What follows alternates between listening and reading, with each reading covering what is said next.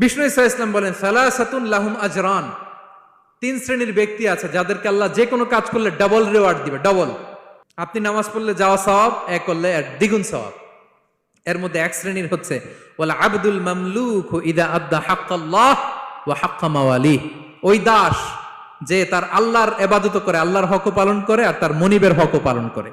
এখানে দাস বলতে শুধু আগের সময়ের দাসই নয়, বর্তমান সময়ের যারা কর্মজীবী তারাও।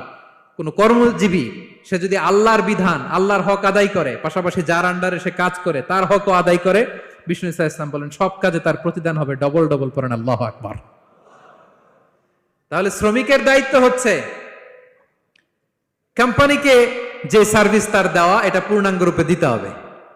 কথা বলেন ঠিক কিনা? আপনার মালিক আপনার কাছ থেকে এটা প্রাপ্য, এটা তার অধিকার, বিশ্বস্ততা। ইন্না খায়রা মান ইস্তাজারতাল কবিউল আমিন।